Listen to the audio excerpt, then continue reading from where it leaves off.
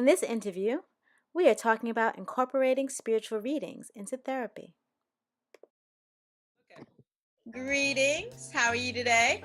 I'm great. So good to see you. You too. Please tell us who you are. I'm Zawadi. I am a psychic medium. I work with a spirit named Adekemi, and I often do readings for individuals all over the United States. We have clients in different countries as well. People in Senegal and London and Canada, a lot of people in Jamaica. Wow. We have worked with psychologists with some of their clients, and we have spoken at the Association of Black Psychologist Conference for several years now, about 3 years now, with Dr. Anthony Smith. That's pretty much what I do.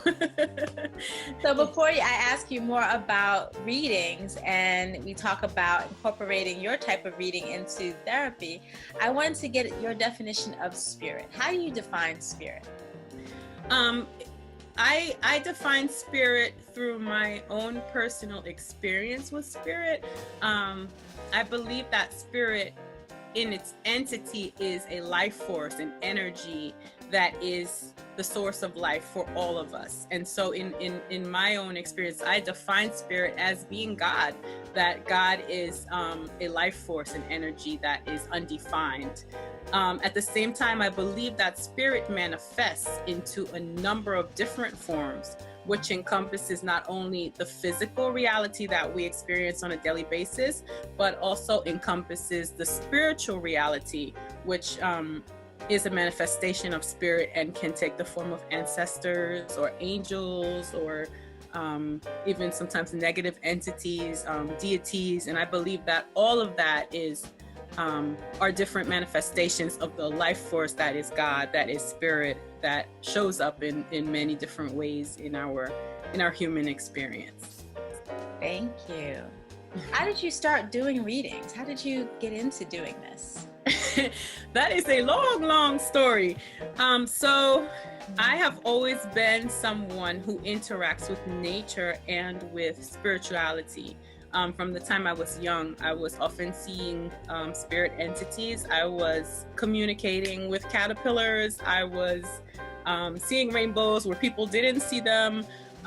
Oftentimes, always very imaginative, creative child. And so as that began to develop, it started to lend itself to a higher connection with spirit in a personified form. And so I began to hear voices and be connected with these entities who seemed to want to advise me. And so through initiations and explorations of multiple religions, beginning with Rastafari religion and then moving into the Ifa religion, the Palo religion, the Yogi religion, the Pentecostal church, I just went seeking in all these different places in order to find answers to some of the questions I had about these entities that I was connecting with and these experiences I was having. And finally, through the Santo religion and a bit of communing with the Holy Spirit and connecting with Ifa priests, I was able to, I'll give the credit to the Santo priest who said, "I know what you are." And he gave me a whole lot of liquor and alcohol and cigar. And I was drunk, which I don't drink. And every Friday he would have me come to his home and channel. And in that state, I was able to let go and just allow spirit to take over. Of course, the space was prepared in a sacred way. There was lots of incense and prayer done in the space. And so it was ceremonial. There were about 25 people. And they all spoke Spanish, so whatever spirit said had to be translated for them. And we did that for about 6 months, and that's when it was pretty much solidified that yes, I am a medium, and that priest's name was Rosales, and so I'll just give him the credit for guiding me in that way. So that was really when I realized that I could actually do readings for people. How are your readings different than what other people call readings? The readings that we do are different because, well, most of the other readings that I have personally experienced have been card readings and shell readings and readings through Babalawo, through the Ifa religion, where they use a chain sometimes, or sometimes obi, which is made out of coconut. So most of the readings that I've seen, that I've had, were done with tools, and also there's a science to the letters that come up, or the cards that come up, the patterns, and then the person interprets it in that way. The readings that we do, I am the tool. So I am a telephone in essence. I am transferring messages through a spirit entity who guides me and the client through their spirit space.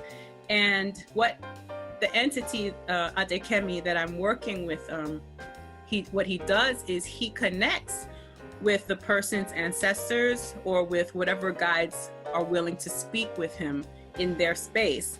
He also reads their aura.